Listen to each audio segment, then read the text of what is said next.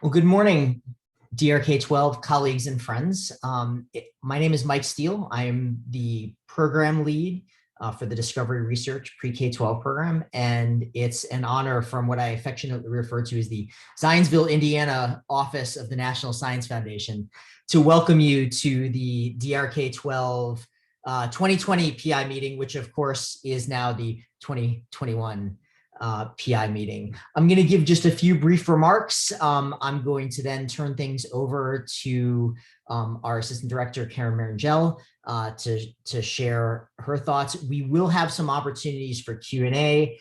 As you've noted in the chat, if you have questions, please pop them into the chat. Our friends at Cadre will be monitoring that chat box and forwarding those questions along. And I'd like to thank our colleagues at EDC in the Cadre program who have done just a fantastic job of planning this virtual event for all of you. So I'd like to first welcome you. We're so glad you're here. We missed the opportunity to convene and be with you last year.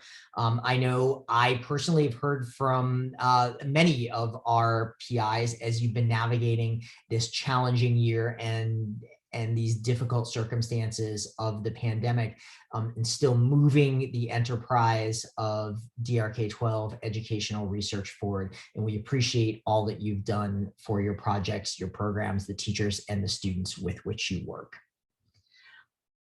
I'd like to remind everybody, many of you have current awards. I know there are a few of you here who are prospective applicants to the DRK-12 program. So a special welcome to all of you. We're thrilled to have you here to be able to engage with us as a part of the PI meeting.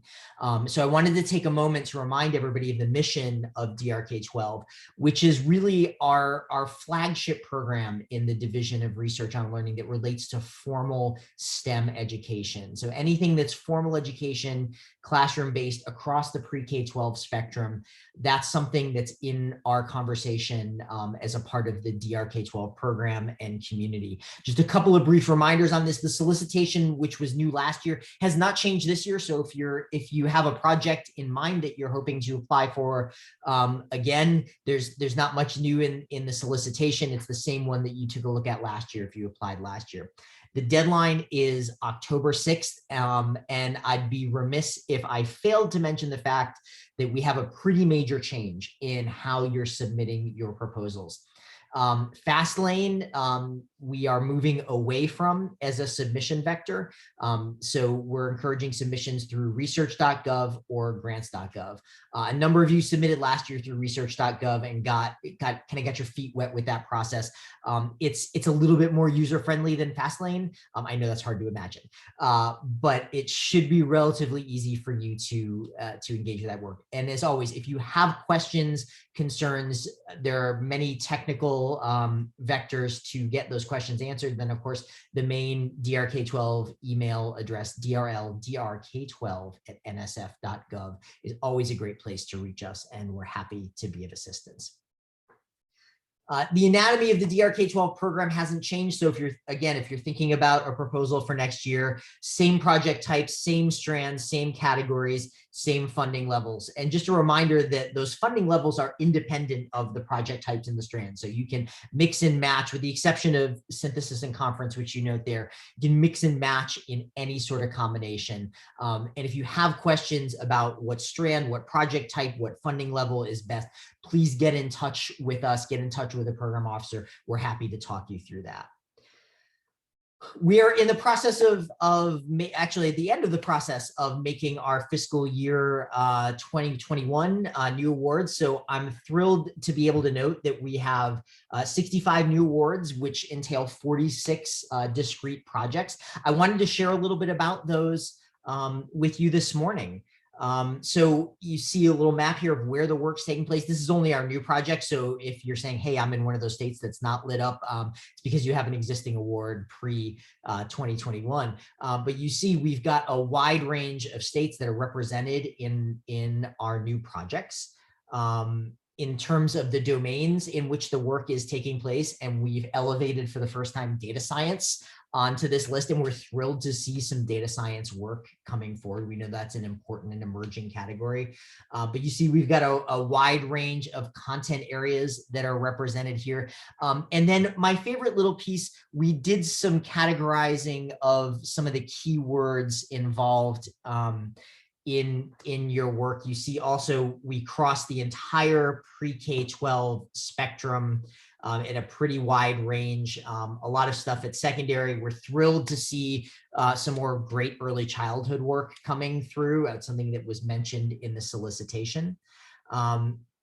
And then, as I mentioned, some of the topics we're studying, and I'll give you a minute to kind of zoom in, dig in on that word cloud a little bit, and note what some of the ideas are that are coming to light for the new projects. We're really thrilled to see such a broad spectrum of ideas, anywhere from things looking at curriculum and standards to looking at social, emotional, affective aspects of STEM education. Certainly professional development is something that's near and dear to our heart with DRK-12, and lots of other interesting ideas alongside here. So we're really thrilled to have such a wide and exciting range of new projects that we're kicking off this year.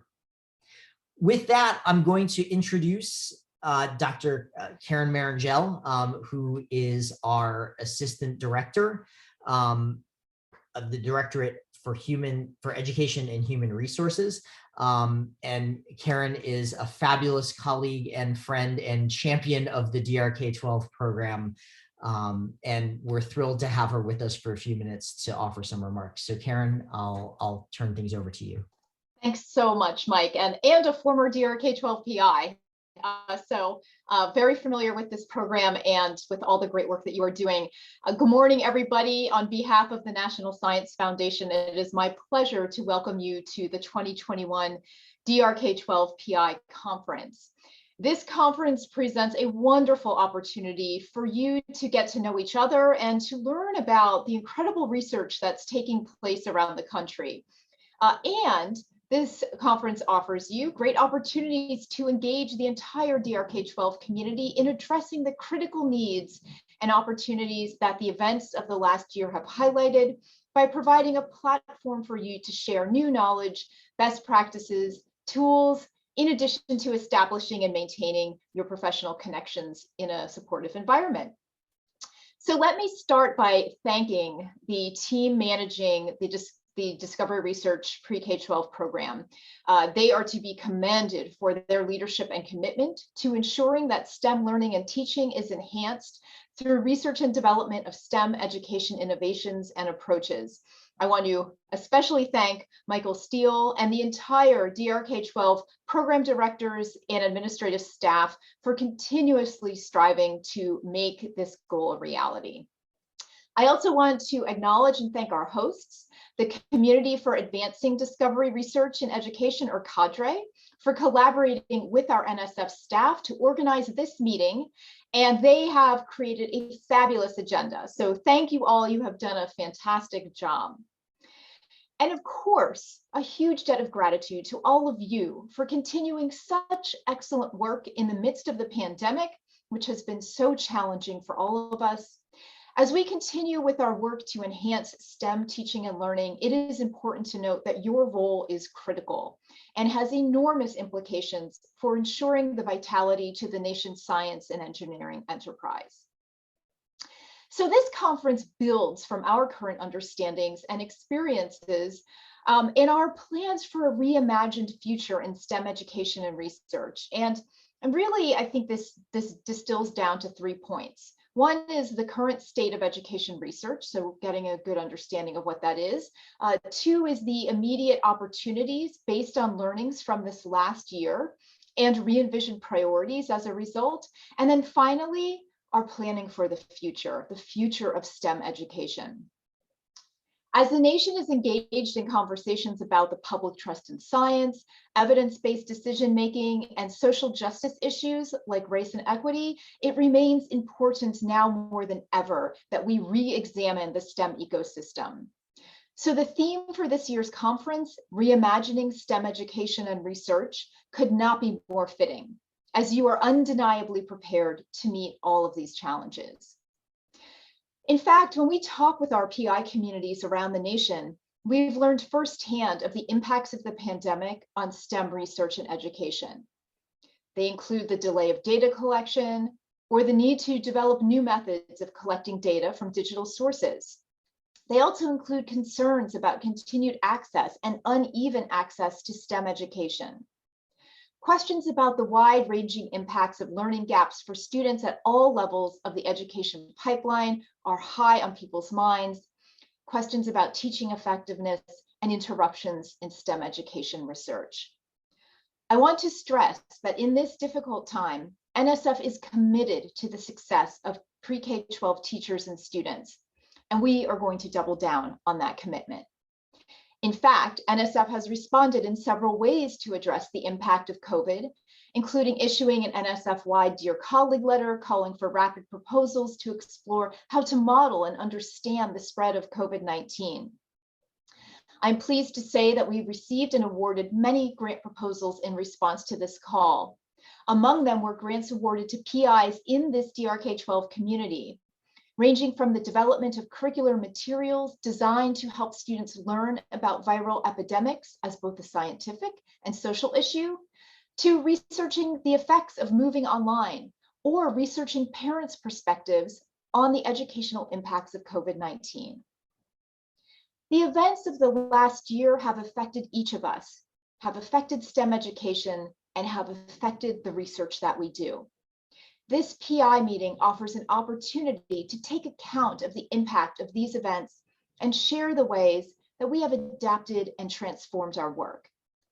The work that's happening in DRK-12 are models for the types of educational experiences that can be replicated nationwide, and people are starting to pay attention to this work in important ways.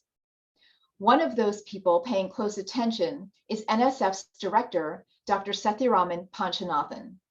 Since taking the helm last June, Dr. Panch has clearly articulated his vision for the future of the National Science Foundation. And that vision includes ensuring accessibility and inclusivity, securing global leadership, and advancing the frontiers of research into the future. Moreover, Dr. Panch emphasizes that partnerships are what will help accelerate our education and innovation investments in outcomes at scale. Dr. Panch acknowledged that collectively as a nation, we are facing a moment of truth about racial equity.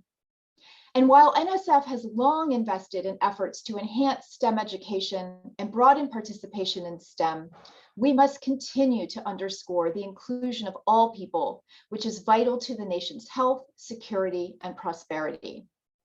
The first step begins in the classroom, from the materials used and content being taught to the opportunities presented. All students and teachers have a voice. And in fact, last week at the EHR Advisory Committee meeting, Dr. Panch underscored the importance of elementary education in particular in setting the foundation for STEM careers of the future. At the National Science Foundation, equity and fairness in STEM is a core value. Ensuring that everyone within the scientific community experiences an authentic sense of belonging and everyone is treated with dignity and respect is a top priority for the agency. As we look ahead, it is important to note that NSF's mission has withstood the test of time. And our mission is to promote the progress of science, to advance the national health, prosperity, and welfare, to secure the national defense, and promote the progress of science. But it is not only up to NSF to consider what that future will be. It must also involve DRK-12 and other research and education communities. It is important to recognize the impact of the work that you do in the broader context, as teachers within the K-12 system oftentimes are the first to inspire a curious child to engage and pursue an interest in STEM, or as we like to say, to spark their interest in STEM. Teachers oftentimes are a first STEM spark for students. We know that to continue moving forward, we must pinpoint and address those persistent and vexing foundational problems in STEM education, which affect student inclusion and retention at all education levels.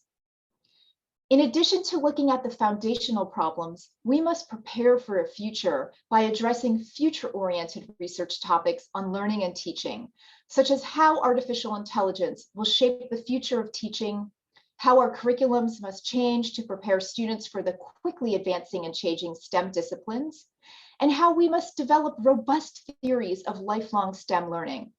I was delighted to see what Mike just presented, that data science is now included in some of those topics of DRK-12 projects for fiscal year 21. Understanding these foundational and future-oriented problems can determine whether students go on to pursue STEM careers and whether we continue to build a strong national science and engineering workforce. And of course, strengthening our STEM workforce requires that we address what we've been calling the missing and invisible millions. It is imperative that we focus on our untapped domestic talent, which will help us bring women, Hispanic, Black, Native and Pacific Island populations into the mainstream of our STEM workforce. The most recent data from the National Center for Science and Engineering Statistics projects that close to 4 million additional people are needed by the year 2030 for the science and engineering workforce to be representative of the United States population. The National Science Board's Vision 2030 report, the 5-year federal STEM education strategic plan, which is called Charting a Course for Success, and our own Directorate for Education and Human Resources Advisory Committee's STEM Education of the Future report all have a goal for the STEM workforce to reflect and utilize the diversity of our nation. Additionally, the Biden administration includes diversity as one of its priorities. In fact, one of the administration's first orders of business was to issue an executive order on racial equity to address and confront racism, xenophobia, and intolerance while advancing equity, justice, and opportunity for these Asian Americans, Native Hawaiians, and Pacific Islander communities across the country. At NSF, we pride ourselves on identifying exceptional researchers and supporting innovative projects focused on diversifying the workforce. The Directorate for Education and Human Resources supports efforts to advance equity, inclusion, diversity, and access in STEM education, and importantly, in STEM education research. Most of the programs in the Division of Research on Learning in formal and informal settings, of which DRK-12 is one, were created to improve the effectiveness of STEM learning for people of all ages and all backgrounds. Indeed, you may already be supported by one of them, such as the Advancing Informal STEM Learning Program, or ASIL, or Computer Science for All, which is CS for All, or Innovative Technology Experiences for Students and Teachers, ITEST. And as you know, we love our acronyms here at NSF. Recently, and I'm very excited about this, EHR issued a new call for proposals addressing racial equity in STEM. This new call currently seeks to support bold, groundbreaking, and transformative projects addressing systemic racism in STEM. Our goal is to advance racial equity in STEM education and workforce development through research, both fundamental and applied, and practice. The program's focus is to fund authentic partnerships with communities most impacted by the inequities caused by systemic racism. If you'd like more information about this new call, please do get in touch with your program officer. Improving equity and inclusion is critical to advancing STEM, educating America's future STEM workforce, fostering individual opportunity, and contributing to a thriving US economy. I cannot stress enough how vital the work of DRK-12 is to helping address these priorities and ensuring that we engage the missing and invisible millions. I'm so glad that you're here, and I know I speak on behalf of all of my DRK-12 colleagues, and we hope that you're inspired by the research that is taking place around the country. I know that I am. Thank you again for your commitment and to the hard work that goes into your research each and every day. Thank you so much. Thanks so much, Karen.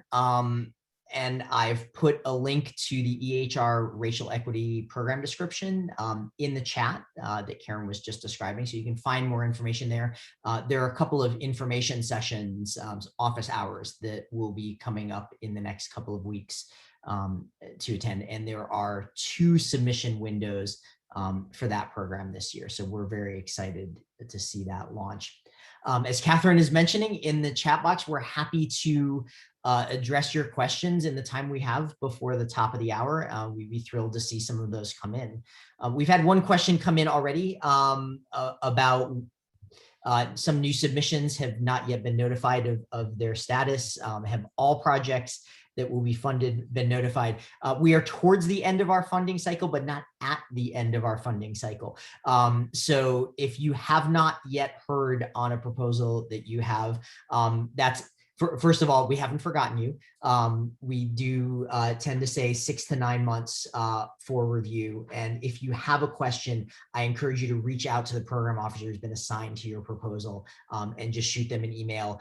Many of them are here with us and will be with us throughout the PI meeting. So you may even get a chance to have a one-on-one conversation about your project with them there as well.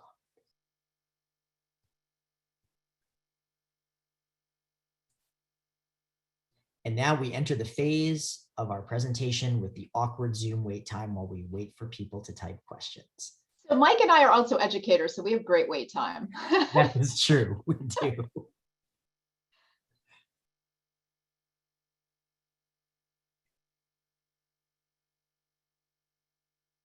All right, so Mike, I'll throw a question out to you.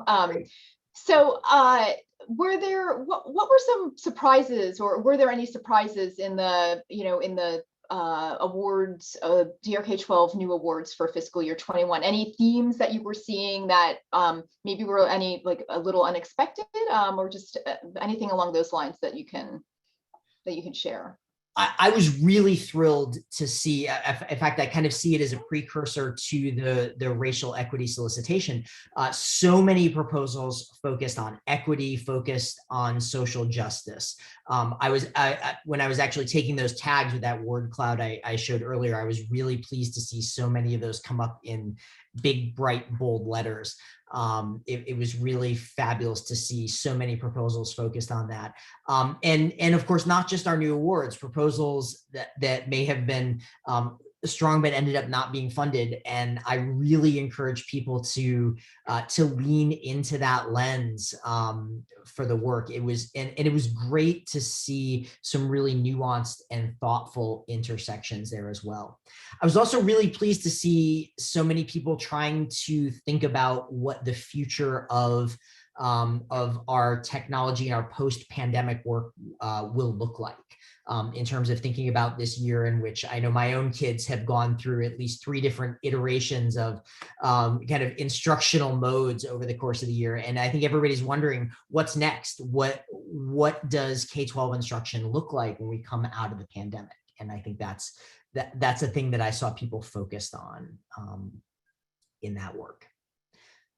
Some other questions that I see dropping into the chat: will DRK-12 receive any additional funds under the ARP Act, the American Recovery Plan?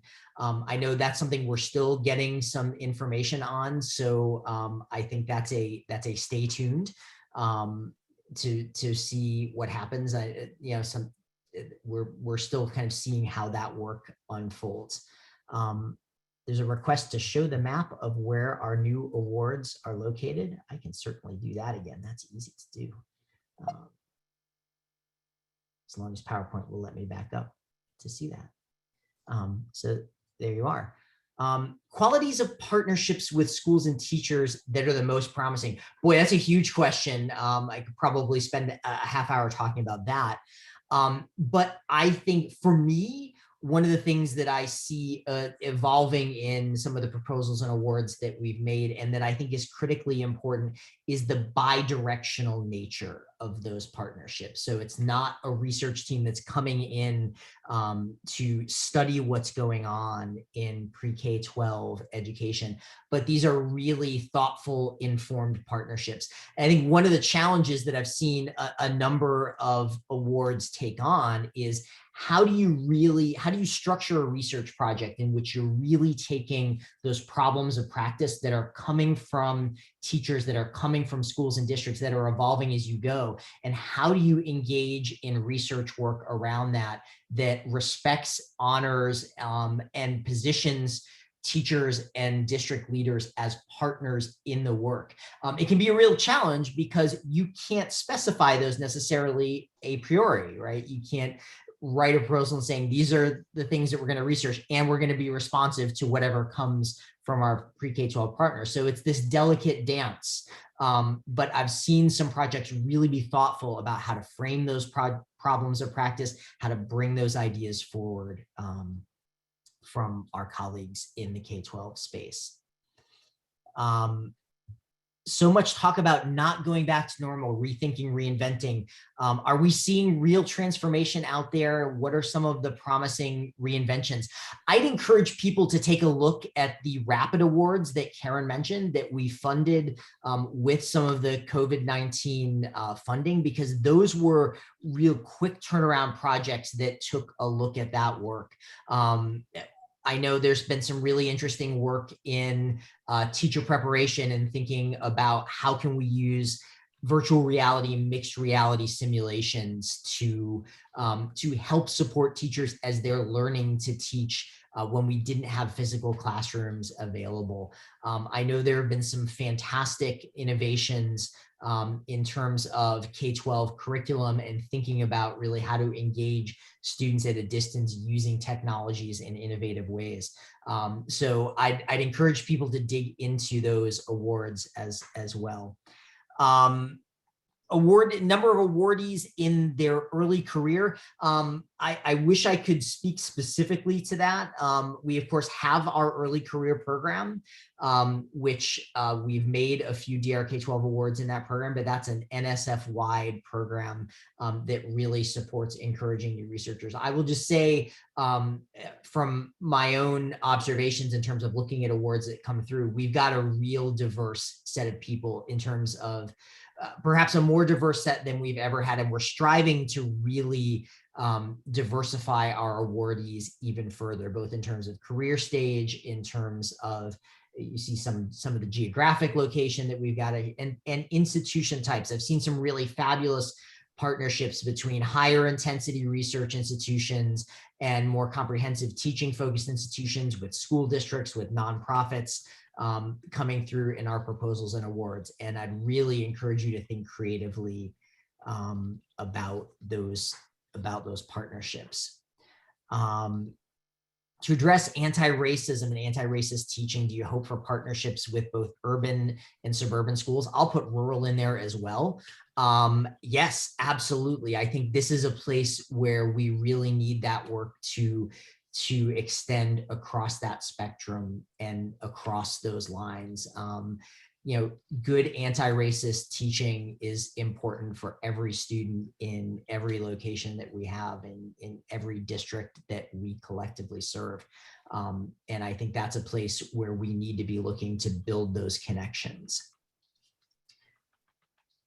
All right, well, we have just about reached the top of the hour. I know there are some more questions that we didn't get a chance to address. I would be happy to the best of our ability to have program officers, and certainly I'm willing to connect with folks around some of these questions. If you have specific ones, you can find us here at the PI meeting. You can find us on email and whatnot. We are so excited once again to have you here. And I want to take a moment to thank Karen once again for joining us, taking the time out of her busy schedule to give us that fabulous wide-ranging EHR and NSF perspective as we kick off the meeting.